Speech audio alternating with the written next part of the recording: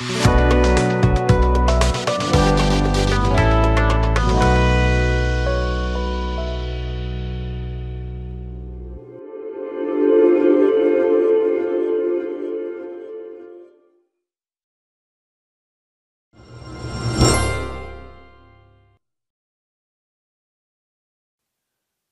मित्रांनो. 15 ऑगस्टला म्हणजे देशाच्या स्वातंत्र्य दिनी आपण स्टार्टअप स्टोरीज नावाचा एक उपक्रम सुरू केला होता. अर्थायन म्हणून संस्था त्याच्यात आपल्याला मदत करते आणि त्यात उद्देश होता की महाराष्ट्रामध्ये जे कोणी नव उद्यमी आहेत की जे घरी ज्यांच्या व्यवसायाची काही फारशी पार्श्वभूमी नाही, नोकरी करता करता काहीतरी एक नाविन्यपूर्ण कल्पना समोर आल्यावर त्यात उडी मारायची आणि त्याच्यात स्वतःला झोकून द्यायचं आणि इतरांसाठी रोजगार तयार करायचे. अशा पद्धतीने जे काम करत आहेत त्यांची कहाणी आपल्या समोर मुलाखतीच्या द्वारे मांडायची. आज याच शृंखलेत आपल्या सोबत आहेत अमित जोशी. अमित जोशी हे ECS नावाच्या कंपनीचे सहसंस्थापक को फाउंडर आहेत, तसेच ते CEO देखील आहेत आणि साधारणतः 15 वर्ष नोकरी केल्यानंतर गेली 10 वर्ष ते ही कंपनी चालवत आहेत. अमित, MH48 चॅनलवर आपलं स्वागत आहे. सगळ्यात पहिले मला सांगा, ही ECS ही कंपनी नेमकं काय करते? बरं, मी आधी सुरुवात करतो ECS या नावाने. तर ECS चा फुल फॉर्म आहे ईस्ट कन्सल्टन्सी सर्व्हिसेस. तर ECS basically enterprise technology company, म्हणजे आम्ही आमचे जे सॉफ्टवेअर प्रोडक्ट्स आहेत ते एंटरप्राइजेसना देतो, म्हणजे B2B या डोमेनमध्ये आम्ही काम करतो आणि गेली 10 वर्ष आम्ही या क्षेत्रात ऑपरेशनलाइज आहोत. तर ECS ही कंपनी बेसिकली KYC किंवा नो युअर कस्टमरचा जो प्रोसेस असतो तो पूर्ण पेपरलेस आणि ऑटोमेटेड फॉर्म मध्ये इम्प्लिमेंट करायला एंटरप्राइजेसना मदत करते. म्हणजे आपण एंटरप्राइजेस म्हणजे टिपिकल बँका म्हणा, इन्शुरन्स कंपनीज म्हणा, लेंडिंग कंपनीज म्हणा किंवा अजून डिजिटल ज्या कंपनीज आहेत, सोशल मीडिया कंपनीज पण बऱ्याच एक्सटेंड पर्यंत याच्यामध्ये कव्हर होतात. तर ते जेव्हा त्यांचे युजर्स लास्ट माइल एंड कस्टमर्स जे असतात त्यांना ऑनबोर्ड करतात, तर पूर्वी पेपर बेस्ड KYC असायची. म्हणजे तुम्ही तुमचा आधार द्या, त्याची कॉपी द्या किंवा पॅन किंवा ड्रायव्हिंग लायसन्स या सगळ्या डॉक्युमेंटची कॉपी देऊन तुमची KYC पेपर फॉर्म मध्ये ते कम्प्लीट करायचे. तर ही सगळी प्रोसेस पेपरलेस बनवण्यासाठी आमचं सॉफ्टवेअर आहे, which is basically Aadhaar based, म्हणजे आधारवरून पेपर. पण हे KYC बद्दल मला खरंच म्हणजे खूप चांगला मुद्दा तुम्ही काढलात, कारण मला असं वाटतं जेव्हा आपण एक तरुण म्हणून बँकिंग व्यवहार करायला लागलो तेव्हा असं असायचं की तुम्ही बँकेच्या ब्रांच मध्ये जायचात आणि ब्रांच मधले जे कर्मचारी असेल ते तुम्हाला ओळखायचे, तुम्ही त्यांना ओळखायचात आणि त्या ओळखीवरच व्यवहार चालायचे. आणि त्याच्यानंतर साधारणतः गेल्या 10-15 वर्षापूर्वीपासून हे KYC आलं आणि आता तर म्हणजे खास करून तरी आपल्या पिढीतल्या लोकांना हे बऱ्यापैकी परिचित आहे. पण आता जे 50-60तले लोक आहेत, त्याच्यावरचे लोक आहेत की जे बँकेत जाऊन पासबुक भरून आणतात, अशा लोकांसाठी जेव्हा सारखे फोन येतात की KYC करायचंय, तुमचा फोटो पाहिजे, तुमचं आधार कार्ड पाहिजे, त्यांना गोंधळ होतो की हे KYC ची नेमकी गरज काय आहे. आणि तुम्ही जे म्हणलात की तुम्ही वेगवेगळ्या संस्था म्हणजे बँका असतील, इन्शुरन्स कंपन्या असतील किंवा अगदी डिश टीव्ही ऑपरेटर असतील, क्रेडिट कार्ड वाले असतील, सगळ्यांना KYC लागतं. हे KYC का लागतं आणि याची गरज कशी काय निर्माण झाली? अच्छा, याच्यामध्ये KYC आधीपासून लागायचं. म्हणजे KYC ची गरज प्रिडॉमिनंटली कोण तुमचा कस्टमर आहे हे आयडेंटिफाय करण्यासाठी लागायची. म्हणजे आता टिपिकल आपण एक्झाम्पल घेतलं DTH कंपनीसाठी. मी थोडंसं एक आधी काय व्हायचं ते मी सांगतो. प्रत्येक DTH कंपनीला त्यांच्या नंबर ऑफ सबस्क्रायबर्स प्रमाणे गव्हर्नमेंटला टॅक्स भरायला लागायचा. तर आता जमत सिम्प्लिसिटीसाठी मी एक छोटंसं उदाहरण घेतो. जर त्यांचे 100 कस्टमर्स असतील तर ते अंडर रिपोर्ट करायचे, म्हणजे 50 दाखवायचे, म्हणजे 50 त्याचा टॅक्स वाजवण्यासाठी. तर गव्हर्नमेंटनी ही साधारण त्यांच्या लक्षात आलं आणि म्हणून त्यांनी डिजिटाईज करायचा प्रस्ताव तिकडे मांडला. आणि त्या म्हणजे लाईक दॅट बाकी इंडस्ट्रीजला पण याची गव्हर्नमेंटनी मॅन्डेट इम्प्लिमेंट करायला सांगितली पेपरलेस करायसाठी. आणि KYC बेसिकली यांना लागतं टू आयडेंटिफाय द कस्टमर्स. म्हणजे आता आज जाऊन जर बँकेने एक लोन दिलं तुम्हाला ऍज अ कस्टमर, 10 वर्षांनी तुमच्या लोन ट्रान्झॅक्शनच्या आधी तुम्ही कस्टमरला कसं व्हेरीफाय केलं होतं हे जर RBI किंवा तुमच्या रेग्युलेटरला बघायचं असेल तर त्या प्रोसेससाठी KYC लागते. म्हणजे कुठल्याही प्रकारे त्याचे डिस्प्यूट्स निर्माण झाले तर KYC is the first step of your engagement as a company with that last माइल कस्टमर. म्हणून KYC ची गरज लागते. पण मला हा प्रश्न पडतो की कधी कधी सामान्य माणसाला पण KYC करताना असं वाटतं की हे कुठून कटकट हे काय आपल्याला करायचंय. तर ज्या बँका ज्यांच्याकडे काही कोटी खातेधारक असतात किंवा ज्या इन्शुरन्स कंपन्या आणि यांना हे सगळं KYC करणं आणि त्याचे सगळ्याचे रेकॉर्ड्स म्हणजे प्रत्येकाचा Aadhaar card, PAN card, mobile number हे सगळं जमा करायचं, ठेवायचं, सरकारला द्यायचं, ही किती गुंतागुंतीची प्रक्रिया आहे. म्हणजे तुम्ही त्याच्यात काम करता का? नाही, आधी गुंतागुंतीची प्रक्रिया भरपूर होती. म्हणजे याच्यामध्ये जेव्हा पेपर बेस्ड केवायसी होती, म्हणजे आता तुम्ही इमॅजिन करा, जर 50 करोड अकाउंट होल्डर्स असतील तर ते 50 करोड अकाउंट होल्डर्सचे जे पेपर्स असायचे, केवायसीचे पेपर्स, म्हणजे तुम्ही झेरॉक्स द्या किंवा ओरिजिनल अटॅच करून द्या, अशा प्रकारे ते पेपर्स बँका सेव्ह करायचे आणि रेग्युलेटरी मॅन्डेट प्रमाणे साधारण एक तुम्हाला 7 ते 10 वर्ष ते स्टोअर करायला लागायचे. म्हणजे 7 वर्ष तो कस्टमर तुमच्याशी तुमचं रिलेशन त्याच्याबरोबर संपल्यापासून 7 वर्ष, 7 ते 10 वर्ष. तर तेवढ्या वेळी त्यांना तो पेपर ठेवायला लागायचा. जर एखादी गरज पडली एखाद्या वेळी तर तो पेपर एक्झॅक्टली त्यांच्या रेकॉर्ड म्हणून तो एक्झॅक्ट पेपर रिट्रीव्ह करणं, तो स्टोअर करणं, याच्यासाठी म्हणजे त्यांना खूप एक्सपेन्सिव्ह पडायचं हे पेपर बेस्ड केवायसी. म्हणजे देशात जेव्हा फक्त 16 कोटी लोकांकडे बँक अकाउंट होती आणि इन्शुरन्स वगैरे सगळ्याची व्याप्ती 2-3-4% लोकांकडे होती, तेव्हा तरी खूप कटकटीत होता. आता जेव्हा हा सगळा पसारा एवढा वाढलाय, पण मग ईसीएस या क्षेत्रामध्ये कशा प्रकारे काम करायला लागली? तर मी तुम्हाला थोडंसं बॅकग्राऊंड देतो. आता जेव्हा सुरुवातीला आधारच्या एनरोलमेंटची फीज होती, म्हणजे जेव्हा लोक आधार कार्डसाठी अप्लाय करत होती, तर तेव्हा अगदी सुरुवातीच्या दिवसांमध्ये आधार कार्ड घेण्यासाठी तुम्हाला तुमचे डॉक्युमेंट्स द्यायला लागायचे आणि तुम्हाला फिंगरप्रिंट द्यायला लागायचे. आता जर प्रोसेस तुम्हाला माहिती असेल तर तुम्हाला फिंगरप्रिंट द्यायला लागतात, फोटो काढतात, तुमचा सगळे डॉक्युमेंट्स कलेक्ट करतात, डिजिटाईज करतात तुमचा डेटा, आणि त्याच्या एडिशन मध्ये ते आयरिस पण घेतात.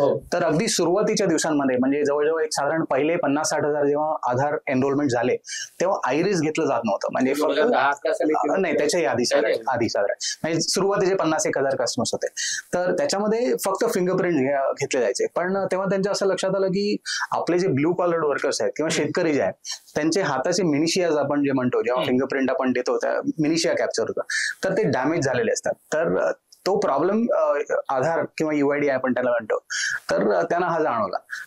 तेव्हा त्यांनी आयरिस टेक्नॉलॉजी इंट्रोड्यूस केली. म्हणजे आता आपण जे आयरिस इमेज देतो, फिंगरप्रिंट, आयरिस, डोळ्याची बुबुळ, त्याच्यात आयरिस असतं, त्याची इमेज आपण आता देतो. तर ईसीएसच्या 2 को फाउंडर्सनी आयरीटेक नावाची वेगळी बाहेरची कंपनी होती, कोरियन कंपनी, त्यांना युआयडीआय बरोबर म्हणजे त्यांनी त्यांचं टेक्नॉलॉजी इकडे इम्प्लिमेंट केली. तर हे सगळं होत असताना आम्ही हे सगळं बघत होतो की एवढी मोठी एक इकोसिस्टम जगात कुठेही नाही अशी क्रिएट होते. तर त्या इकोसिस्टमला पुढे जाऊन मॉनिटाईज करायची अपॉर्च्युनिटी खूप आहे.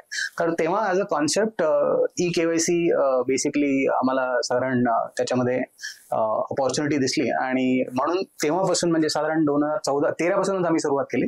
14ला आम्ही फॉर्मली इन्कॉर्पोरेट झालो ॲज अ कंपनी, आणि तेव्हापासून म्हणजे साधारण 1-1.5-2 वर्ष आम्ही त्याच्यावर आधी काम केलं, यूज केसेस बनवल्या की हे किती मोठं होऊ शकतं आणि या स्पेसमध्ये पुढे जाऊन मॉनिटायझेशनची अपॉर्च्युनिटी आहे का नाही, हे सगळं बघून मग आम्ही 2014ला ईसीएस फॉर्मली फॉर्म केली ॲज अ कंपनी, आणि त्या क्षेत्रात म्हणजे पेपरलेस केवायसी क्षेत्रात आम्ही चालू. आणि आताच्या तारखेला जर तुम्ही बघाल तर आधार सारखी इकोसिस्टम किंवा इव्हन पेपरलेस केवायसी सारखी इकोसिस्टम जगात कुठेही इम्प्लिमेंट झालेली नाही.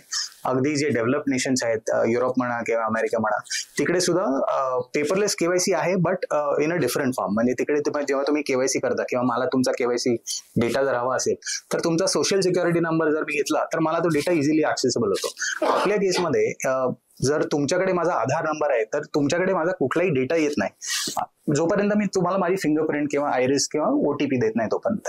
तर हा जो वे आहे, manner in which this entire data is transmitted, पूर्णपणे सिक्युअर आहे आणि जगात अशी कुठल्याही प्रकारे दुसरी कुठलीही पॅरलल सिस्टम इम्प्लिमेंट. माझी माहिती माझ्या हातात किंवा माझ्या डोळ्यात म्हणजे जोपर्यंत मी ते ऑथराईज करत नाही.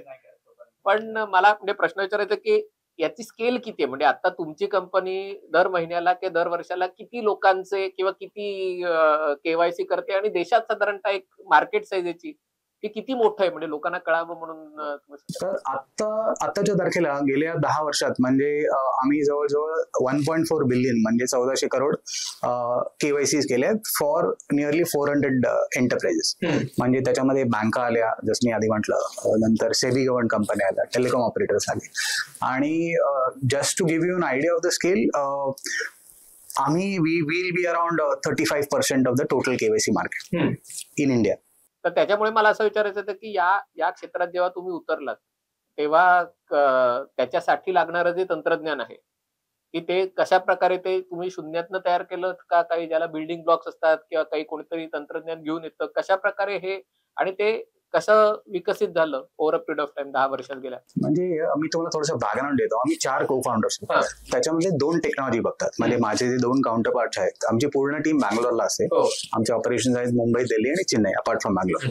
तर ही पूर्णपणे जे आमचं सॉफ्टवेअर आहे ते कम्प्लिटली इन हाऊस डेव्हलप आहे. म्हणजे कोणाची बिल्डिंग ब्लॉक्स घेऊन त्याचं आम्ही यूज कुठलेही एक्सटर्नल यूज नाही केलं. पूर्णपणे इन हाऊस डेव्हलपमेंट आहे, होमग्राऊंड डेव्हलपमेंट आहे.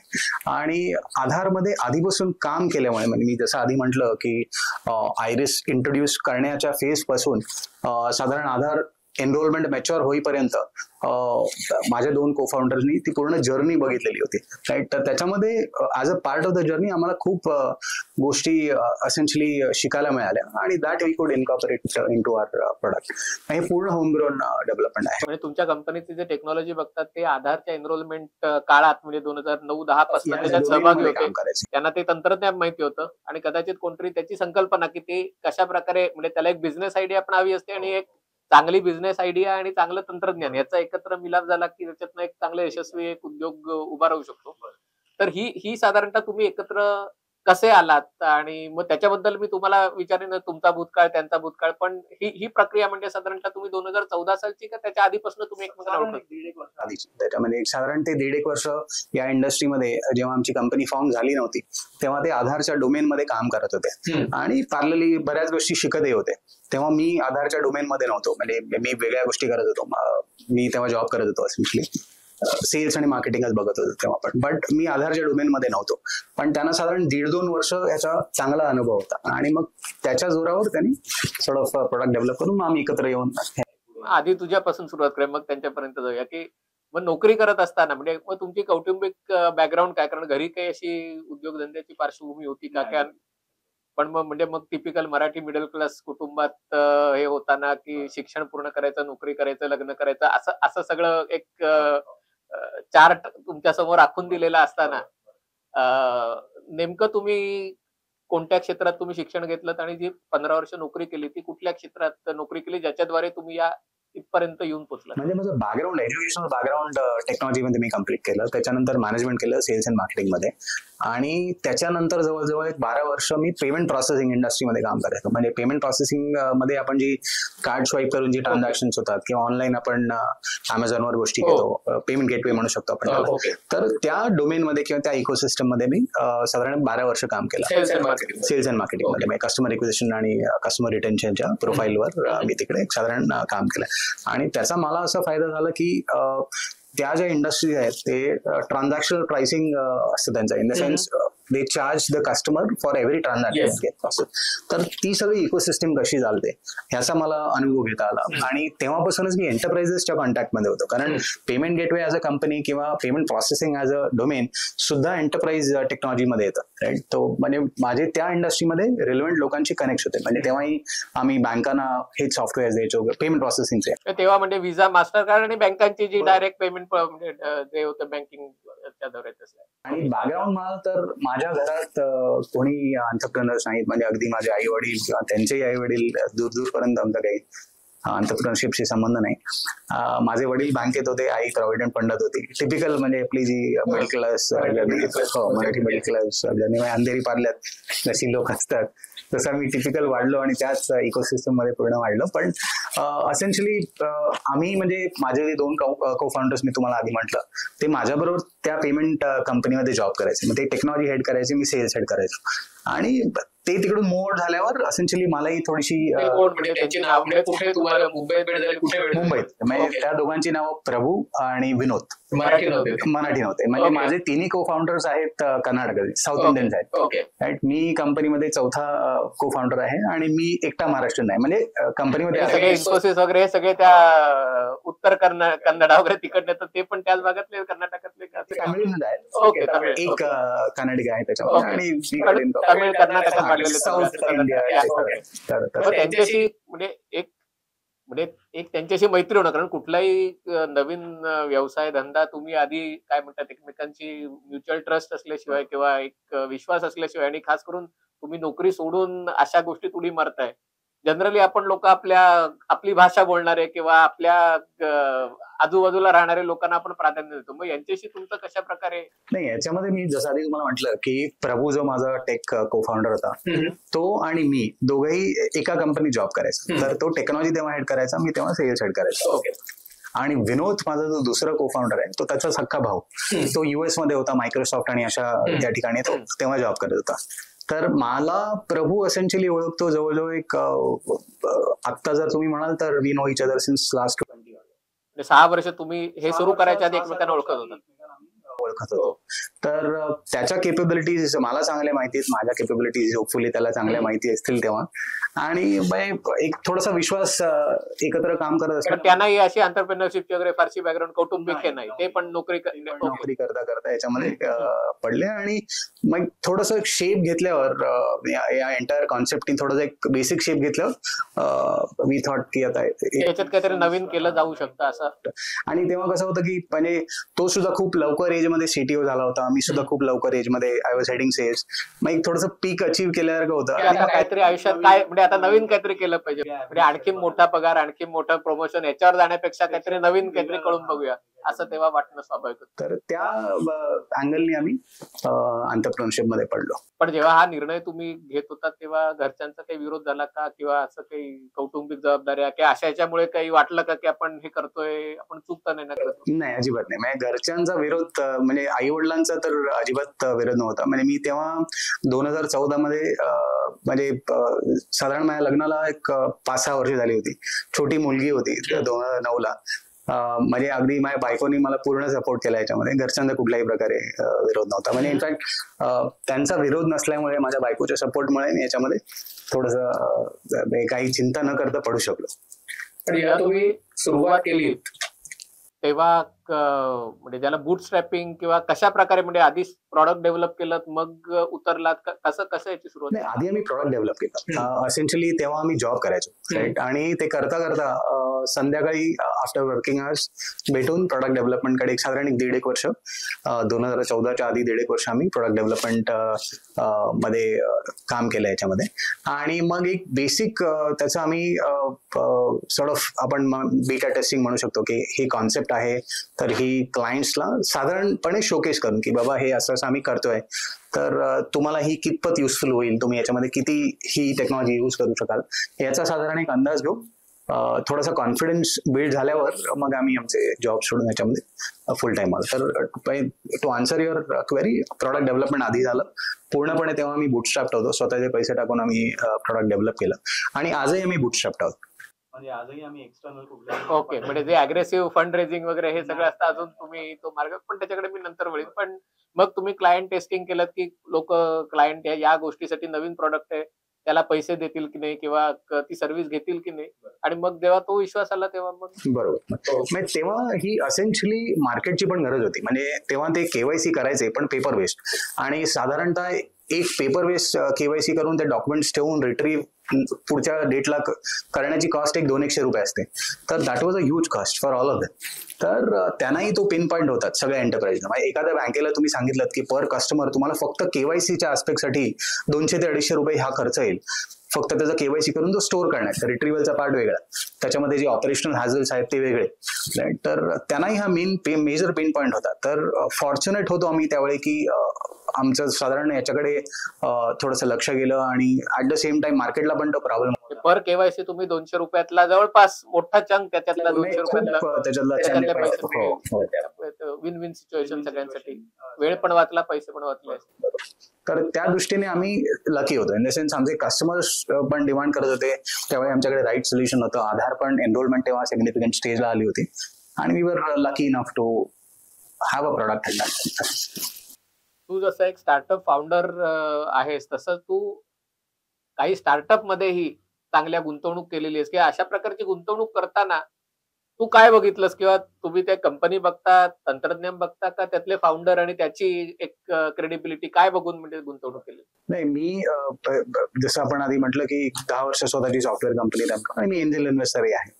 तर आपण जेव्हा आम्ही जेव्हा कुठल्याही कंपनीकडे ऍज अ इन्व्हेस्टी कंपनी म्हणून बघतो, तेव्हा सगळ्यात मोठा इम्पॉर्टन्स दिला जातो त्यांच्या फाउंडर्सच्या एक्सपिरियन्सला, आणि त्यांची विजन काय आहे. या गोष्टीला. विजन इन टर्म्स ऑफ त्यांना कशासाठी पैसे हवेत, म्हणजे ते बर्न करायला हवेत, म्हणजे तुम्हाला मार्केट शेअर बाय करण्यासाठी पैसे हवेत का तुम्हाला ग्रो करण्यासाठी पैसे हवेत. आणि third thing obviously which is of equal importance is तुमचं प्रॉडक्ट काय आणि मार्केट किती मोठं आहे. या 4 गोष्टी जर इन प्लेस असतील तर it is a tick in the box. आणि मग त्याच्या बियॉन्ड मग इव्हॅल्युएशन करून त्यांचं त्याच्यासाठी आम्ही अर्थायन व्हेंचर्स बरोबर पार्टनरशिप केलेली असेल. आणून देतात आमच्याकडे, आम्ही इव्हॅल्युएट करतो या 4-5 पॉइंट्सवर आणि मग फायनान्शियल ड्यू डिलिजन्सला त्यांच्याकडे आम्ही पुन्हा टेक ओव्हर करते त्या पॉइंट पासून. आणि मग once that is found to be aligned with all these things मग आम्ही त्या स्टार्टअप्स कडे ऍक्टिव्हली इन्व्हेस्टी म्हणून बघतो. तुम्ही जेव्हा सुरुवात केली 2013-14च्या आसपास आणि 2014ला नरेंद्र मोदी पंतप्रधान झाले आणि ज्या 3-4 गोष्टी देशात प्रॉमिनंटली झाल्या, ज्याला जॅम म्हणलं असतं, म्हणजे जनधन अकाउंट, बँक अकाउंट, आणि जवळजवळ 25 ते 50 कोटी नवीन बँक अकाउंट उघडली गेली. आधार कार्डचं एनरोलमेंट खूप वेगाने झालं आणि जवळपास त्या आसपास सगळ्यांच्या हातात मोबाईल फोन आले, इंटरनेटवाले मोबाईल फोन आले. आणि ही जी क्रांती झाली त्याच्यातनं तुमचा जो म्हणजे तुम्ही जी सुरुवात केली होती त्याला कशा प्रकारे एक बूस्ट मिळाला, तुम्ही कशा प्रकारे त्या व्यवसायामध्ये वाढ झाली त्याच्याबद्दल काही सांगू शकता? बरोबर. आता ह्याला आपण जॅम ट्रिनिटी म्हणतात, म्हणजे जर ग्लोबल पार्लन्स मध्ये बघायला गेलं तर. आणि हे जे इकोसिस्टम आहे this is part of digital public infrastructure, DPIचा जो कॉन्सेप्ट आहे तो. तर या गव्हर्नमेंटने स्पेसिफिकली बऱ्याचशा गोष्टी त्यांनी स्टडी केल्या होत्या की ह्याचा इम्पॉर्टन्स काय आहे त्यांना लक्षात आलं होतं आणि they took the right decision of getting into this and promoting it big time. तर ह्याच्यामध्ये काय झालं, आता लोकांकडे आधार एनरोलमेंट खूप वाढली, लोकांकडे मोबाईल फोन्स आले, त्याला इंटरनेट कनेक्टेड मोबाईल फोन्स होते आणि गव्हर्नमेंटचा पुश पण होता बँक करायचा लोकांना, म्हणजे जितके जास्ती बँक अकाउंट ओपन करता येतील तितके जास्ती त्यांना करून सगळे बेनिफिट्स बेसिकली बँकेच्या माध्यमातून ट्रान्सफर, पूर्ण करप्शन अवॉइड करायला त्यांचं हे इंटेन्शन होतं. तर याच्यामध्ये काय झालं, बऱ्याच लोकांना मॅन्डेटरीली बँक अकाउंट ओपन पण करायला लागले, म्हणजे ज्यांना जे बेनिफिट्स हवे होते त्यांना. आधी बँक अकाउंट नसते, बँकांची पण एवढी तयारी नव्हती, कारण 200 रुपये जर पर केवायसी पडत असेल. एक्झॅक्टली. तर तो प्रॉब्लेम आला, म्हणजे एका साइडून गव्हर्नमेंट कडून खूप पुश होता की तुम्ही अकाउंट ओपन केले पाहिजे, 0 बॅलन्स अकाउंट सुद्धा तुम्ही अलाउ केले पाहिजेत कस्टमर्सला. गव्हर्नमेंटला लोकांना बँक करायचं होतं म्हणून त्यांनी सांगितलं तुम्ही 0 बॅलन्स अकाउंट असतील तरी चालेल, तुम्ही ओपन करा अकाउंट. तर आता 0 बॅलन्स अकाउंट ओपन करायला ज्याच्यामध्ये लोक फार पैसे ठेवत नाहीत, कधी कधी 0 बॅलन्स असतं ऍक्च्युली, तर त्याच्यासाठी जर 200 रुपये खर्च करायचे असतील बँकांना, नो युअर कस्टमर ते ओळखायला काय करायचं, बाकी पॅराफर्नेलिया सोडून द्या, फक्त नो युअर कस्टमर साठी जर 200 रुपये खर्च करायला लागले तर तो खूप मोठा प्रॉब्लेम होता बँकांपुढे. तर त्या काळी असेल मी त्यावेळी रादर केवायसी किंवा ई केवायसी, ज्याला आपण पेपरलेस, आधार बेस्ड पेपरलेस केवायसी म्हणतो, ह्याचं इम्पॉर्टन्स जास्ती सॉर्ट ऑफ फोरफ्रंटला आलं. म्हणजे बँकांना सुद्धा किंवा इन्शुरन्स कंपन्यांना सुद्धा ह्याचं इम्पॉर्टन्स ड्रास्टिकली त्यांना त्याचं महत्व पटलं.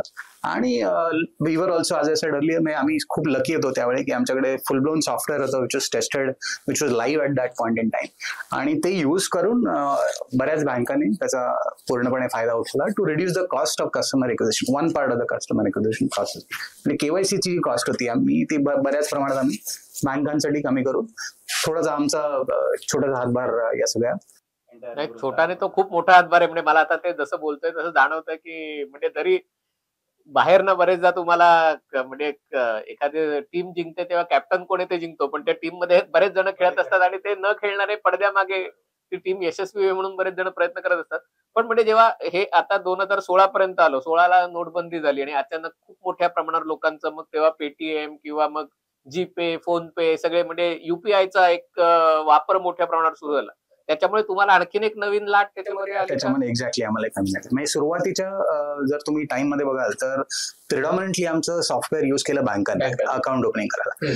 नंतर कोविड आला आणि साधारण बरेच डिजिटायझेशनचे इनिशिएटिव्ह पण मोबाईलला पण जसं म्हटलं बऱ्याच लोकांकडे इंटरनेट एनेबल मोबाईल फोन्स पण आले.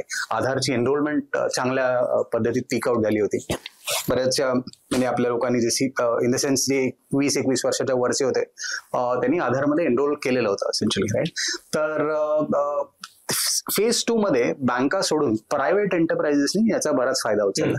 कारण म्हणजे हे ओपिनियन लीडर्स असतात, बँका म्हणा किंवा ज्या मोठ्या इन्शुरन्स कंपनीज, SBI लाईफ किंवा अजून LIC म्हणा, तर ते जे करतात ते मीडियम साईज कंपनीज बघतात की हे का याच्यामध्ये आले, त्याचा काय बेनिफिट त्यांना मिळतोय. आणि मग म्हणजे त्याच्यामध्ये एनबीएफसी झाले, इन्शुरन्स आले. इन्शुरन्स पण मला असं वाटतं पूर्वी आपण गाडी घ्यायचो, तो जिकडनं गाडी घ्यायचो त्यालाच इन्शुरन्स करायला सांगायचो. आता हे जे सगळे नवीन की 10 ऑप्शन कुठले आहेत, मग तुम्ही सगळ्यात कमी प्रीमियमचा आणि त्याच्यात तुम्ही ती कंपनी पण माहित नसते. तुम्ही जे स्वस्तात मिळते पॉलिसी रेटिंग जास्त असते. त्याच्यातही तुमचं पाठून केवायसी केलं असल्यामुळे त्याच्यामध्ये आम्ही ते पॉवर करतो त्या कंपनीमध्ये. पण तर फेज 2 मध्ये किंवा सेकंड वेव्ह मध्ये कोविडची वेव्ह नाही म्हणत आहे मी, in terms of growth of this entire ecosystem बऱ्याच प्रायव्हेट एंटरप्राइजेसनी याचा बेनिफिट घेतला पेपरलेस केवायसीचा. आणि त्याच्यानंतर देशात जेव्हा 4G आणि आता 5G आलं त्याच्यामुळे तुम्हाला काम करायला, कारण शेवटी केवायसी करायची डिजिटली, तेव्हा समोरच्या माणसाकडे इंटरनेट ऍक्सेस असणं आणि व्हिडिओ कॉल करणं आणि या सगळ्या गोष्टीसाठी, आणि इंटरनेट वापरणाऱ्यांची पण संख्या 80 कोटी 90 कोटी त्या एका 3-4 वर्षाच्या काळात गेली. त्याच्यामुळे तुमच्या ह्याच्या व्यवसायात कशा प्रकारे ट्रान्झिशन? नाही, ह्याच्यामध्ये आम्हाला त्यावेळी बरंच इव्हॉल्व्ह पण करायला लागलं आमचं बिझनेस मॉडेल. आता मी साधारण छोटं एक तुम्हाला उदाहरण देतो.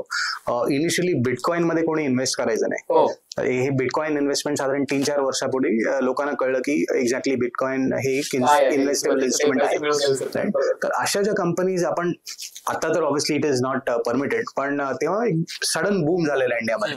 तर अशा ज्या कंपनीज होत्या त्या युज केसेस एक्झिस्टंट नव्हत्या त्यावेळी. म्हणजे आधी जर तुम्ही 7-8 वर्ष आधी जर बघितलं, there was no bitcoin company in India. Bitcoin मध्ये कोणी इन्व्हेस्ट नव्हतं करत, त्यामुळे ती युज केसेस नव्हती.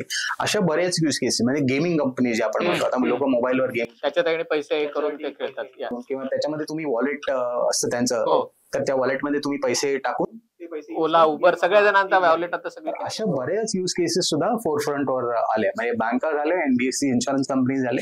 थर्ड फ्रंट मध्ये अशा जे वॉलेट चालवतात त्यांना प्रत्येकाला केवायसी करणं आवश्यक. तर ह्या अशा इनोव्हेटिव्ह युज केसेस पण आल्या. आणि ऑफ लेट एक आम्ही खूप चांगलं इनिशिएटिव्ह पॉवर केलं, ते म्हणजे डीजी यात्राचा इनिशिएटिव्ह. म्हणजे आता जेव्हा आपण एअरपोर्टमध्ये एंटर करतो, 2 वेज असतात. एक तर तुम्ही रांगेत उभं राहून तुमचे केवायसी डॉक्युमेंट्स आणि तिकीट दाखवायचं गाडला आणि मग चेक करून तुम्हाला सोडतो. दुसऱ्या साईडला गव्हर्नमेंटने ही एंट्री सुद्धा पेपरलेस केली. That initiative is called as Digi Yatra. तर डीजी यात्राला तुम्हाला एक मोबाईल ऍप्लिकेशन डाउनलोड करायचं असतं. त्याची केवायसी आधीच करायला लागते तुम्हाला. त्या केवायसीचा जो पार्ट आहे तो आम्ही हँडल करतो. डीजी यात्राला सगळं सरकार बरोबर. हो, तर तो केवायसीचा पार्ट आम्ही हँडल करून कस्टमरला डीजी यात्राच्या इकोसिस्टम मध्ये ऑनबोर्ड करून घेतो, रजिस्टर करतो डीजी यात्रा बरोबर.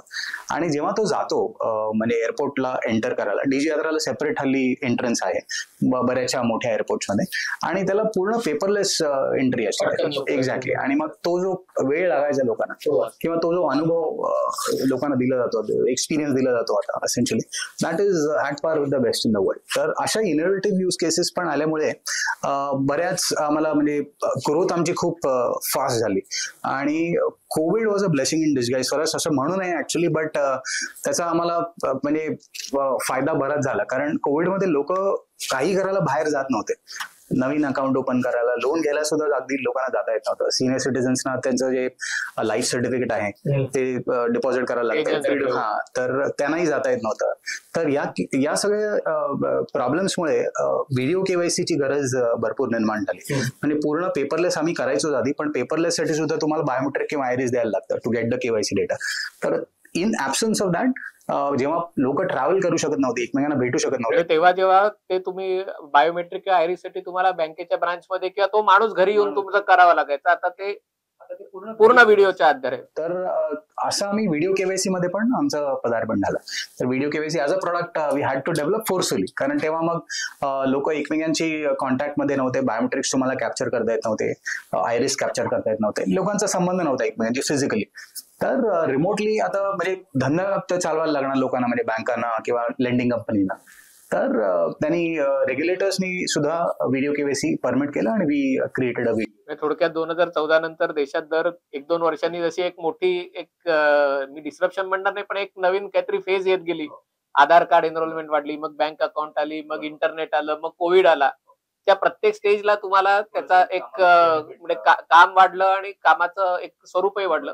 आता मी तुमच्या प्रॉडक्टकडे येतो, कारण जेव्हा हे तुम्ही केवायसी करता, म्हणजे लोकांना अजूनही व्हिज्युअलाइज करायला की तुमचं केवायसी केलं जातं, म्हणजे फ्रंट एंडला काय होतं, त्यांच्या मोबाईल समोर किंवा त्यांच्या कॉम्प्युटर स्क्रीन समोर काय होतं आणि बॅक एंडला काय होतं, हे जरा सोप्या भाषेत, कारण बऱ्याच लोकांना तसं अजून इंटरनेट आणि या सगळ्या गोष्टी. मी एक उदाहरण घेऊन सांगतो. आता मी बँकेमध्ये गेलो, मला लोन काढायचं, म्हणजे आता अकाउंट तर सगळ्यांकडे आहे मोस्टली, तर मला लोन घ्यायचं असतं. तर सुरुवातीला जेव्हा तुमची जर्नी चालू होते बँकेबरोबर, when you go to bank किंवा एनबीएफसी की त्यांना सांगता तुम्ही मला लोन हवाय, तेव्हा बेसिक डेटा तुमचा ते कॅप्चर करतात आणि मग ते तुम्हाला सांगतात मला तुमचा आधार नंबर लागेल. ते तुमच्याकडे आधारची कॉपी हल्ली मागत नाही, राईट? तर आधार नंबर तुमचा घेऊन ते त्यांच्या सिस्टीम मध्ये फीड करतात आणि त्यांच्या डिव्हाइसला एक बायोमेट्रिक म्हणजे पीसीला किंवा फोनला बायोमेट्रिक डिव्हाइस कनेक्टेड असतं. तर आधार नंबर एंटर केल्यावर तुम्हाला तो लाईट फ्लॅश होतो त्या बायोमेट्रिक डिव्हाइसमध्ये किंवा आयरिस डिव्हाइसमध्ये आणि तुम्हाला तुमचं सेकंड फॅक्टर ऑथेंटिकेशन म्हणजे it can be either your fingerprint or your iris or your face. आता फेस ऑथेंटिकेशनने सुद्धा केवायसी डेटा पुल केला जातो. आणि fourth option is one time password, OTP. तर या चारपैकी कुठलाही एक ऑप्शन यूज करून तुम्ही तुमचा second factor of authentication record करता. मग या स्टेप नंतर तुमचा आधार नंबर आणि तुमचा सेकंड फॅक्टर मोबाईल किंवा आयरिस किंवा जे काही कुठलाही आहे ओटीपी ते चेक करतात की हे मॅच होत आहे की नाही. आणि मॅच होत असेल तर the customer is participating in this entire transaction. या प्रोसेसमध्ये आधार कार्ड होल्डरची कन्सेंट पण घेतली जाते. म्हणजे तो कन्सेंट देतो की मी XYZ लेंडिंग कंपनीला कन्सेंट देतो की माझा डेटा तुम्ही आधार कार्डून फेच करा. कन्सेंट दिल्यावर त्याची कन्सेंट कॅप्चर झाल्यावर हे आधार कार्ड कन्सेंट म्हणजे 3 प्रकार आहे. एक तर तुमचा फिंगरप्रिंट म्हणजे बोटाचे ठसे किंवा आयरिस किंवा मग तुम्हाला ओटीपी येतो आणि तो ओटीपी तुम्ही मोबाईलवर न गेला की तुमचा होकार यायला हे समजतं. आणि मग तो तुमचा जर सेकंड फॅक्टर मॅच झाला आधारच्या रेकॉर्ड बरोबर तर तुमच्याकडे म्हणजे त्या इन्स्टिट्यूशनकडे किंवा एनबीएफसी किंवा बँकेकडे तुमचा पूर्ण रेकॉर्ड डिजिटल फॉर्म मध्ये फेच करता येतो on a real time basis. म्हणजे हे पूर्ण प्रोसेस व्हायला जवळजवळ माझ्या मते 20 ते 25 सेकंदात ही पूर्ण प्रोसेस होते.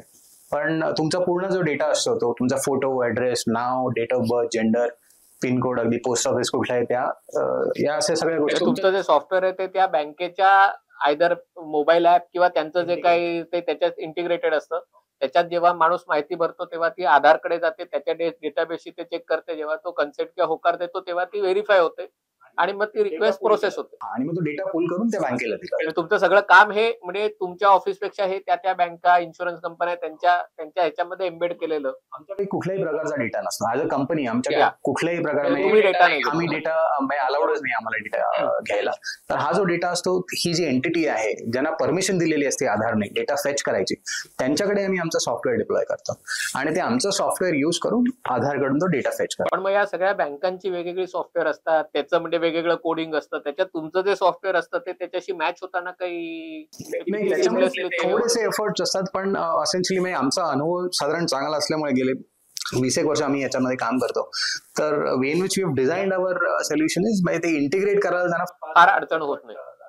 मग तुमची जी सगळी टेक्नॉलॉजी डेव्हलपमेंट टीम आहे ज्यांनी गेल्या 10 वर्षात हे सगळं डेव्हलप केलंय ती कुठे असते आणि ते कशा प्रकारे काम करतात? म्हणजे या सगळ्या बँकांना आणि यांना अप्रोच करणं आणि त्यानुसार त्यांचं सॉफ्टवेअर कुठलंही समजून ते त्याच्याबद्दल थोडं सांग. म्हणजे टेक्नॉलॉजी आणि नंतर मी सेल्स कडे येईन, पण आधी टेक्नॉलॉजी.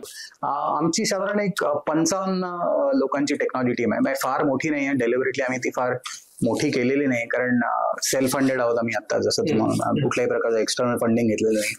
प्रॉफिटेबल आहोत. सुरुवातीपासून आम्ही युनिट प्रॉफिटेबिलिटीकडे एकदम केअरफुली लक्ष दिले.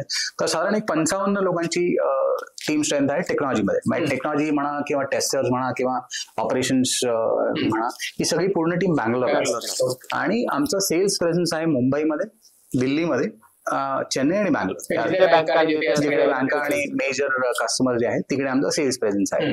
तर that is how we operate. म्हणजे आमचा रोल जो आहे इन टर्म्स ऑफ सेल्स आणि business development team is to reach out to the customers, understand what they need.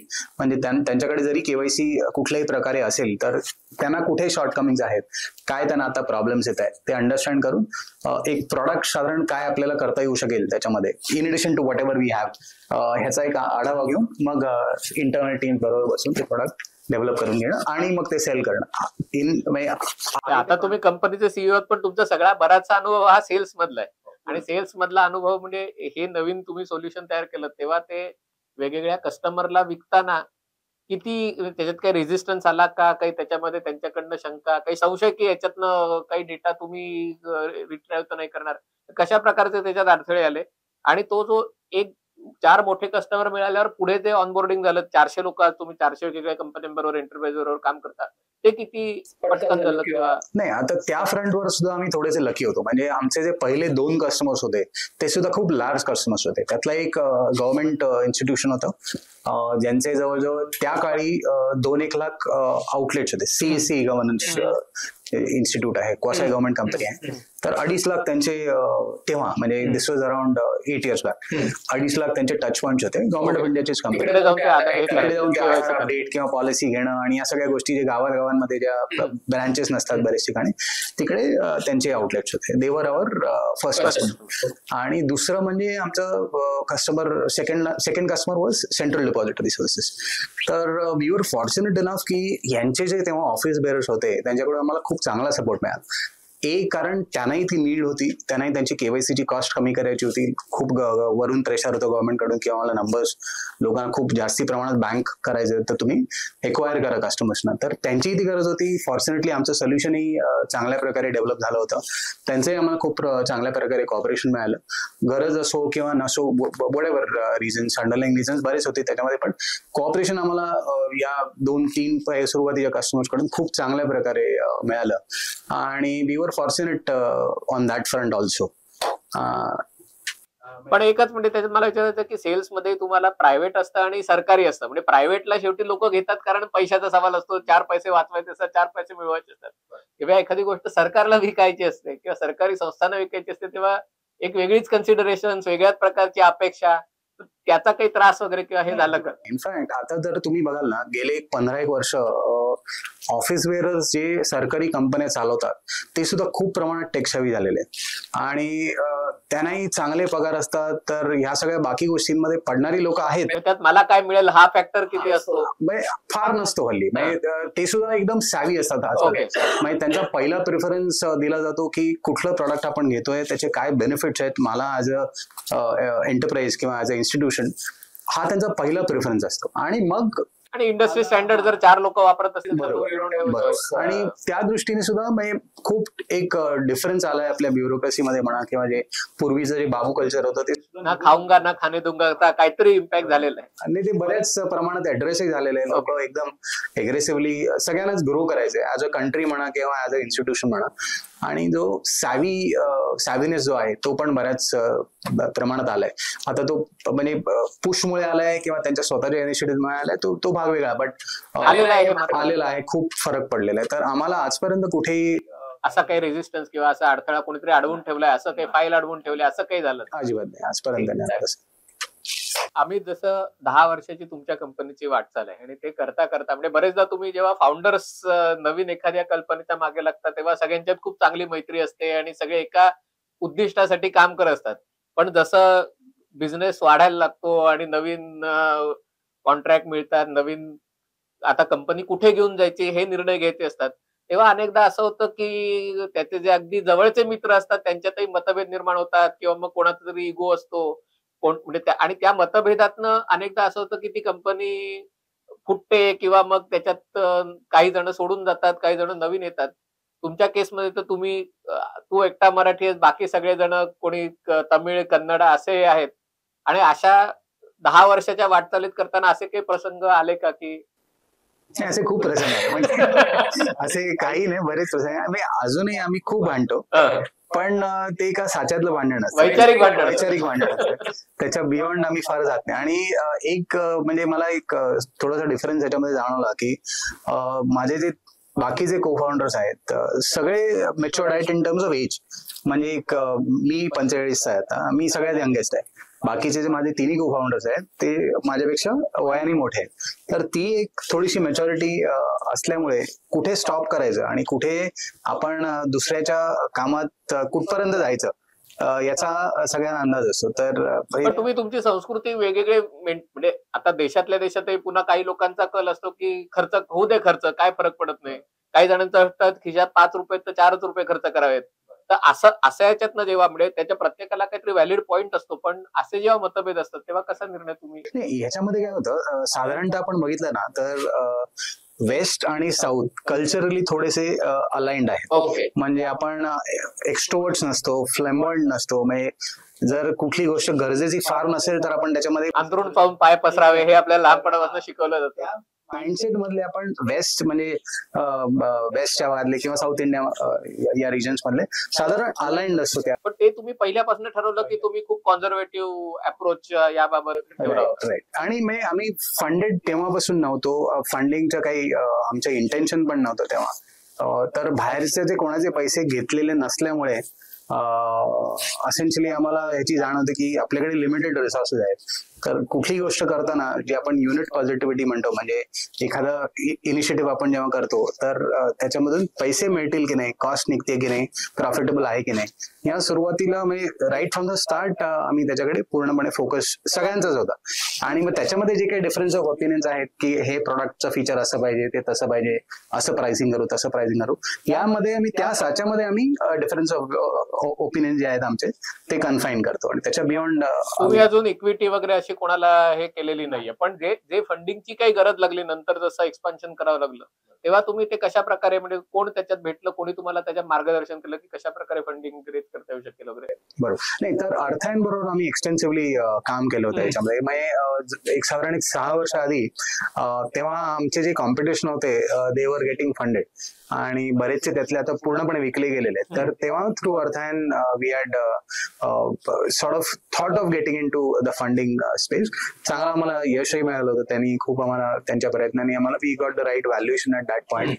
Super investor आम्ही अर्थांनी तुमचं आजच्या व्हॅल्युएशन किती आहे म्हणजे बाजारात ते करून दिलं आणि तुम्हाला जे फंडिंग करतात जोडून दिलं, पण तुम्ही फंडिंग ते घेतलं नाही त्यावेळी. तर दॅट इज आम्ही आता त्याच्या बियॉन्ड बरेच पुढे आलो. इन द सेन्स प्रॉडक्ट सुद्धा खूप इव्हॉल्व्ह झालेत, मार्केट सुद्धा खूप इव्हॉल्व्ह झालंय, नंतर रिक्वायरमेंट सुद्धा खूप चेंज झालेत मार्केटच्या. We are in a much better position नाव.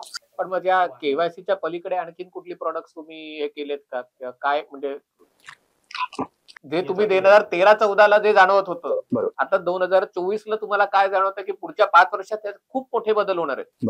तर त्या दृष्टीने काही आपण नवीन विकसित करावं का, किंवा पोर्टफोलिओ आपला वाढवावा का, असं काही तुम्हाला जाणवतं? आता जर तुम्ही आमच्याकडे बघितलं तर आमच्याकडे जवळजवळ 7 ते 8 प्रॉडक्ट्स आहेत. ई केवायसी जे आपण ते एक झालं त्यातलं. आता आपण ॲज अ कंट्री एका वेगळ्या डायरेक्शन मध्ये बरोबर.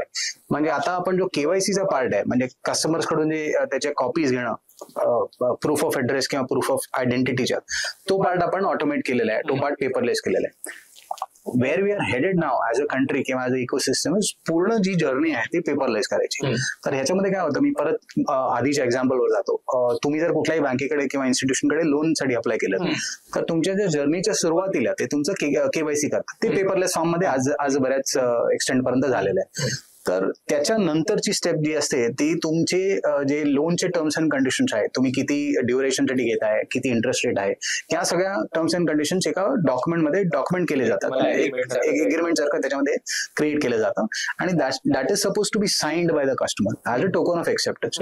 म्हणजे ती लेंडिंग इन्स्टिट्यूशन पण त्याच्यावर साईन करते एग्रीमेंटवर किंवा कुठल्याही प्रकारचे डॉक्युमेंट असेल, आणि जो लोन घेतोय तो सुद्धा याच्यावर साईन करतो. तर कन्व्हेन्शनली काय व्हायचं की अगेन तुम्ही केवायसी आणि सगळं प्रोसेस पेपरलेस केलं, पण at the end of the journey तुम्ही पेपरवर सिग्नेचर, एक्झॅक्टली तो पेपर तिकडे शेवटी यायचा. तर तो आता आपण एलिमिनेट करण्याच्या डायरेक्शन मध्ये खूप रॅपिडली त्या डायरेक्शन मध्ये जातोय. तर हे जे एलिमिनेशन आहे लास्ट स्टेपचं, तर ते that is possible because of Aadhaar e sign. म्हणजे याच्यामध्ये आता आपल्या सगळ्यांकडे मोस्टली आधार कार्ड आहेत. एनी आधार कार्ड होल्डर, म्हणजे कुठलेही आधार कार्ड होल्डर आज पेपरलेस फॉर्म मध्ये कुठलेही डॉक्युमेंट साईन करू शकतात. ही आधारनीच टेक्नॉलॉजी इंडियामध्ये इम्प्लिमेंट केली आहे आमच्यासारख्या टेक कंपनीजनी. नाही, ह्याच्यामध्ये आपण ऍक्च्युअली सही सुद्धा डिजिटल फॉर्म मध्ये, म्हणजे जर तुम्ही तुम्हाला थोडंसं ह्याच्यानं माहिती असेल तर डॉंगल अटॅच करून जे सिग्नेचर्स होते तशा प्रकारे आधारनी सुद्धा तुम्ही साईन करू शकता, आणि that signature is considered to be a valid alternative in the IT act of India. तर हे पूर्ण ही जी जर्नी आहे आता आपण त्या प्रोसेसकडे किंवा त्या स्टेपकडे रॅपिडली तिकडे जातोय. म्हणजे आधार केवायसी करून आपण पेपरला एलिमिनेट केलं सुरुवातीच्या स्टेपमध्ये, ई साईन करून आता आपण पूर्ण प्रोसेस किंवा पूर्ण जी जर्नी आहे ती पूर्ण पेपरलेस करतोय. दिस इज वन पार्ट. आणि ह्याच्यामध्ये आता इन्स्टिट्यूशन्स आधार कार्डच्या कॉपीज आधी घेतल्या होत्या लोकांनी ई केवायसी इम्प्लिमेंट करण्याच्या आधी. तर बरेच मॅन्डेट्स आहे की तुम्ही एक्झॅक्टली तसं सेव्ह करू शकत नाही. म्हणजे आधार कार्डच्या कॉपीवर तुमचा पूर्ण आधार नंबर दिसला नाही पाहिजे, किंवा आधार प्रायव्हसीचा मुद्दा आलाय तर याच्यामध्ये. तर आता पूर्ण आधार नंबर तुम्हाला दिसला नाही पाहिजे, तर त्याच्यामध्ये आधारचा मास्किंगचा कॉन्सेप्ट आलेला आहे. म्हणजे तो तुम्हाला पहिले 8 डिजिट मास्क करायचे असतात, ते दिसले नाही पाहिजेत कोणाला. तर स्कॅन करताना तुम्ही मास्क करून ती सेव्ह कर, ॲज अ मॅन्डेट तुम्हाला ती सेव्ह करा. तर मास्किंगचा एक प्रॉडक्ट डेव्हलप झालं. व्हिडिओ केवायसी जसं मी म्हटलं, ते एक प्रॉडक्ट डेव्हलप झालं. आणि आधार नंबर जर तुम्हाला कुठल्याही इन्स्टिट्यूशनला आज जर स्टोअर करायचा असेल तर त्यांना तो एन्क्रिप्टेड फॉर्म मध्ये स्टोअर करायला लागतो. तर त्याच्यासाठी एक वेगळं प्रॉडक्ट आहे कॉल्ड आधार डेटा वॉल्ट. त्या वॉल्टमध्ये एन्क्रिप्टेड आधार नंबर स्टोअर केला जातो. तर ते एक प्रोडक्ट झालं. अशा बऱ्याच ई-साइन ऑब्विसली एक अजून एक प्रोडक्ट झाला. व्हिडिओ केवायसी, असे जे प्रोडक्ट्स आहेत ते इव्हॉल्व्ह होत गेले अराउंड KYC/युजर ऑनबोर्डिंग. आणि दुसरं एक major area which we are approaching, किंवा एक साधारण major milestone where we are now about to reach is data protection. आता जर युरोपियन कंट्रीज मध्ये आपण जर बघितलं तर GDPR नावाचं इनिशिएटिव्ह खूप वर्ष चालू आहे. तिकडे डेटाला खूप इम्पॉर्टन्स दिलं जातं. प्रायव्हसी, डिजिटल पर्सनल जो डेटा आहे तो. तर आता गव्हर्नमेंट ऑफ इंडियाने 2023 मध्ये digital personal data protection bill नवीन आणले. तर ते अजून इन्स्टिट्यूशनलाइज व्हायचंय. ते एक साधारण 2-3 महिन्यात पोस्ट दिवाळी गव्हर्नमेंट कडून त्याचे मॅन्डेट्स येतील. आणि त्याच्यामध्ये हे या ज्या सगळ्या इन्स्टिट्यूट आहेत ज्यांच्याकडे तुमचे नॉट नेसेसरी KYC डेटा, तुमचा मोबाईल नंबरही असेल किंवा फोटोही असेल, ईमेल आयडी असेल, that is treated as a confidential piece of information. तर ते कसं स्टोअर करून, कसं सेव्ह करून, कसं शेअर करायला ज्या रूल्स आहेत, रूल्स अँड रेग्युलेशन्स, ते गव्हर्नमेंट इम्प्लिमेंट करणार आहे. तर आता आमच्याकडे हे जे 400 कस्टमर्स आहेत, सगळ्यांकडे पर्सनल डेटा आहे कस्टमर्सचा. तर ह्यांना सोल्युशन लागणार याच्यासाठी, डिजिटल पर्सनल डेटाच्या कंप्लायन्ससाठी. तर ते फुल सोल्युशन आम्ही तर अशा प्रकारे जर्नी एक इव्हॉल्व्ह होत गेली. आणि idea was to capture what the market needs आणि get into that domain. तर ते एक झालं. दुसरं एक इनिशिएटिव्ह आहे की आता आधार इज व्हेरी व्हेरी सक्सेसफुल. म्हणजे आधार सारखी मी जसं मगाशी म्हटलं, वर्ल्ड ओव्हर कुठलीच दुसरी स्टोरी नाही आहे, राईट. तर आता गव्हर्नमेंट ऑफ इंडियाच्या sort of they are actively working very very hard in taking this to other under develop countries. म्हणजे आपण मॉनिटाईज नाही करत आहोत आधार ॲज अ इकोसिस्टमला. दुसऱ्या ज्या अंडर डेव्हलप कंट्रीज आहेत, आफ्रिकन कंट्रीज म्हणा, तर त्यांना ही इकोसिस्टम बनवून देणं किंवा त्यांना पूर्ण गायडन्स देणं सुरुवातीपासून शेवटपर्यंत, की हे आम्ही असं केलं, इथे आम्ही प्रॉब्लेम मध्ये आलो, हे आमचे प्रॉब्लेम्स होते, हे आम्ही असे ऍड्रेस केले. आणि हा जो DPI आहे, डिजिटल पब्लिक इन्फ्रास्ट्रक्चरचा जो सॉर्ट ऑफ नॉलेज ट्रान्सफर आहे, ते आपण करतोय. आणि that initiative is called as MOSIP. तर मॉसिप नावाच्या या इनिशिएटिव्ह मध्ये खूप आफ्रिकन कंट्रीजमध्ये, अंडर डेव्हलप्ड कंट्रीजमध्ये त्यांचे डिजिटल जे एनरोलमेंट्स आहेत, त्यांच्या म्हणजे आपण म्हणू शकतो डिजिटल आयडेंटिफिकेशनचे इकोसिस्टम्स आहेत, ते क्रिएट होत आहेत. तर आउट ऑफ इंडिया मार्केट्स पण आम्हाला बऱ्याच प्रकारे हे सातत्याने ही चर्चा व्हायची की चीन ज्या प्रकारे बेल्ट रोड इनिशिएटिव्हच्या अंतर्गत आफ्रिकन देशांमध्ये किंवा दक्षिण आणि पूर्व आशियाच्या देशांमध्ये रस्ते, रेल्वे, एअरपोर्ट अशा प्रकारचं फिजिकल इन्फ्रास्ट्रक्चर बांधतोय, तसं भारत काय करणार? आणि तेव्हा मग भारत डिजिटल इन्फ्रास्ट्रक्चर आणि डिजिटल पब्लिक इन्फ्रास्ट्रक्चर, आणि मग त्याच्यामध्ये गरिबांसाठी बँक अकाउंट उघडून देणं, त्यांना इंटरनेट कनेक्शन, त्यांना फायनान्शियल प्रोडक्ट देणं. तर याच्यासाठी जर म्हणजे तुम्हाला त्या देशातल्या सिस्टीम बरोबर काम करणं, तिथले वेगवेगळे कायदे असं हे करताना, म्हणजे जिथेही एक मोठी संधी दिसते की त्या देशामध्ये शिरायचं, तर त्यासाठी काही तुमची स्ट्रॅटेजी आहे का? कारण मग त्या देशातल्या त्या बँका असतील, इन्शुरन्स कंपनी असतील, त्यांच्याबरोबर त्या वेगळ्या भाषा, वेगळे त्यांचे जे काही नॉर्म्स असतील, ते करताना तुम्हाला कशा प्रकारचं भविष्य या देशात? आम्हाला डेफिनेटली थोडंसं चेंज करून सुरुवात केली का ऑलरेडी तुम्ही देशाबाहेरचे क्लायंट्स मिळवायला? केली ऑलरेडी. क्लायंट्स मिळालेले नाही आहेत, मिळवायला म्हणजे अप्रोच करायला आम्ही सुरुवात केली. कारण होतं कसं, आता त्यांचे जे एनरोलमेंट आहेत, म्हणजे आपण जिकडे 10 वर्ष आधी होतो तिकडे ते आता आहेत. म्हणजे जेव्हा आपण आधारमध्ये जेव्हा लोक एनरोल करत होती, तशी आता तिकडचे जे सिटीजन्स आहेत ते त्यांच्या डिजिटल आयडेंटिटीसाठी तिकडे एनरोलमेंट चालू आहे. तर आता एनरोलमेंटच्या स्टेजला आमच्या प्रॉडक्टचा फार यूज नसतो. एनरोलमेंट एका स्टेज पर्यंत पोहोचली, 30-40%, 50% आसपास गेली की मग ती यूज व्हायला लागते to automate the entire paper, म्हणजे KYC प्रोसेस किंवा दुसरे काही प्रोसेस असतील. तर त्यावेळी आमच्या तिकडे सोल्युशनचा रोल एक्सटेन्सिव्हली येणार. So we've started reaching out to countries like Ethiopia, Morocco, आणि आम्हाला मॉसिप कडून पण खूप चांगलं सपोर्ट मिळतोय. तर आता मॉसिपच्या इकोसिस्टम बरोबर आम्ही पूर्णपणे इंटिग्रेटेड आहोत. तुम्ही भारत सरकारच्या एका प्रकारे पिगी बँकिंग म्हणजे गव्हर्नमेंट इनिशिएटिव्ह मध्ये जर तुम्ही सहभागी झालात तर त्याच्यात आमच्यासारख्या बऱ्याच इंडियन कंपनीज आहेत. We are not the special or chosen one. जसं म्हटलं एक टीम खेळत असते तेव्हा त्याच्या मागे त्याचा फिजिओ, त्याच्या मागे कोच, त्याच्या मागे बरेच तसं गव्हर्नमेंट खूप चांगलं हे काम करते की त्यांना त्यांच्या जे इकोसिस्टम आहे ती बिल्ड करायला आणि त्यांना पूर्ण डिजिटायझेशन कडे नेण्याचं काम आपण सॉर्ट ऑफ जसं तुम्ही म्हणालात की फिजिकल इन्फ्रास्ट्रक्चरच्या ऐवजी आपण डिजिटल इन्फ्रास्ट्रक्चर त्यांना डेव्हलप करायला हेल्प करतो. आणि त्याच्यामध्ये once it reaches to a certain milestone, एका सर्टन लेवल पर्यंत पोहोचल्यावर आमच्या कंपनीचं तिकडे रोल येईल आणि those markets will open up. आता काही मला तुम्हाला तुमच्या बिझनेस बद्दल प्रश्न विचारायचे आहेत, कारण आता घडीला आपण बघतोय की ज्या कंपनीकडे काही टेक्नॉलॉजी नाही, अनुभव नाही, प्रत्येक जण आयपीओ काढतोय, प्रत्येक जण म्हणजे 8 कोटी ज्यांना गरज आहे ते 1000 कोटी रेस करतायत. म्हणजे अशी जेव्हा गोल्ड रेस सुरू आहे त्याच्यात तुम्हाला असं वाटतंय का की जो तुमचा जास्त कॉन्झर्वेटिव्ह अप्रोच आहे, म्हणजे तुम्ही कुठे बघताय भविष्यात की कोणत्या स्टेजला पब्लिक जायचं किंवा फंड रेस करायचे किंवा इक्विटी प्रायव्हेट इक्विटीला द्यायचं? आता आमचं होतंय कसं की आता आम्हाला मल्टिपल फ्रंट्सवर ऑपॉर्च्युनिटी ओपन अप होतात विथ इन इंडिया. जसं मी म्हटलं, डिजिटल डेटा प्रोटेक्शन म्हणा किंवा अजून बाकी ई सायन्सचे इनिशिएटिव्ह म्हणा, आणि आउट ऑफ इंडिया सुद्धा खूप ऑपॉर्च्युनिटीज एकत्र ओपन अप होत आहेत. तर त्यामुळे in order to meet this huge demand आम्हाला आमची स्ट्रेंथ वाढवायला लागणार in terms of number of human resources आमच्या वाढवायला लागणार. तर त्याच्यासाठी essentially will have to go with some sort of fund infusion. तर ते आम्ही आयदर लिस्टिंगच्या फॉर्म मध्ये एक्सप्लोर करू ऑपॉर्च्युनिटी, किंवा स्ट्रॅटेजिक जे इन्व्हेस्टर्स आहेत जे या डोमेन मध्ये काम करत आहेत, म्हणजे त्यांचा फायदा, किंवा परदेशातली कुठली मोठी बँक ज्याच्या 3-4 देशांमध्ये ब्रांचेस आहेत की जे तुम्हाला ऑनबोर्डिंग साठी मदत करू शकतात, त्यांचं असं काहीतरी त्यांची स्ट्रॅटेजिक इन्व्हेस्टमेंट असं काही जे बीसीज म्हणा किंवा अशा जे इन्स्टिट्यूशन्स असतील त्यांच्याकडून साधारण 6-8 महिन्यात we will start that process of approaching these institution. तर आतापर्यंत चालत होतं, कारण इंडियामध्येच आमच्या एक लिमिटेड डोमेन मध्येच केवायसी म्हणा किंवा त्या अराउंड आमचे जे ऑपरेशन्स होते ते चालले होते. ह्याच्या पुढे जाऊन खूप मोठे मार्केट्स आमच्याकडे ओपन अप होत आहेत, बाहेर सुद्धा आणि विद इन इंडिया सुद्धा.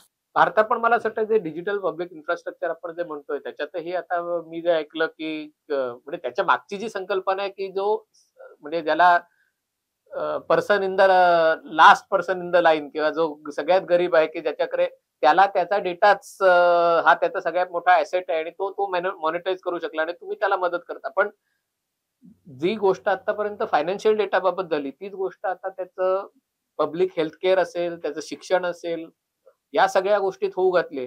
त्याच्यात तुम्हाला काही संधी दिसते का? म्हणजे जेव्हा मेडिकल रेकॉर्ड्स आणि हे सगळे जेव्हा याच्यामध्ये खूप युज केसेस अजून ओपन अप व्हायचे आहेत इंडियामध्ये. आता याच्यामध्ये अशा बऱ्याच इनिशिएटिव्ह आहेत, असे बरेच इनिशिएटिव्ह आहेत गव्हर्नमेंटचे, त्याच्यामध्ये सबसिडीज खूप एक्सटेन्सिव्हली दिल्या जातात. फॉर एक्झाम्पल आता एड्सची जी औषधं असतात, ज्या पेशंट्सना एड्स झालेला असतो किंवा ती जी औषधं असतात ती कॉस्टली असतात, राईट. तर ती government almost free of cost मध्ये गव्हर्नमेंट सबसिडाईज करतात. बऱ्याच ठिकाणी असं त्यांना आढळून आलंय की लोक जातात फॉल्सिफिकेशन ऑफ आयडेंटिटी करून ती औषधं फ्री मध्ये घेतात आणि बाहेर जाऊन ब्लॅक मार्केटमध्ये विकतात, राईट.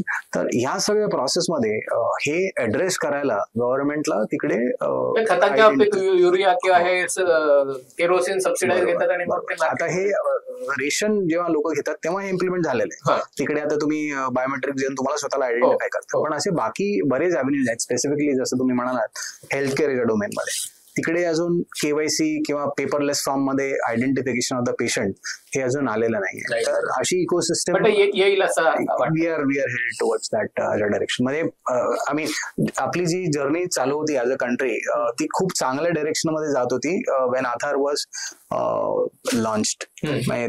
खूप चांगल्या प्रकारे ते लोकांनी रिसीव्ह सुद्धा केलं होतं. बऱ्याच लोकांनी म्हणजे सिटीजन्सनी एनरोल पण एका ह्याच्यामध्ये केलं होतं, जोशात केलं होतं, आणि बऱ्याच एंटरप्राइजेसनी आणि गव्हर्नमेंट डिपार्टमेंट्सनी ते इन द राईट स्पिरिट घेऊन ते इम्प्लिमेंट पण खूप चांगल्या युज केसेस आलेले आहेत त्याच्यावर.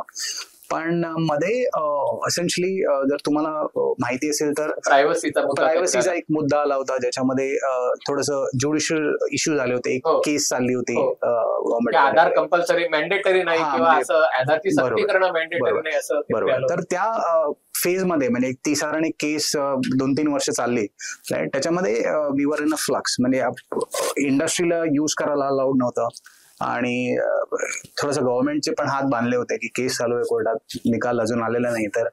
तर ती आपण 2-3 वर्ष जी लूज केली इव्होल्युशनच्या, म्हणजे स्ट्रॉंग ऍक्टिव्ह इव्होल्युशनच्या स्टेजमध्ये, त्याच्यामुळे आपण एक साधारण 5 वर्षाचा जो प्रोग्रेस आहे तो कॉम्प्रोमाइज आपल्याकडून झाला, राईट. बट आपण राईट डिरेक्शनला परत आलोय, आता बॅक ऑन ट्रॅक.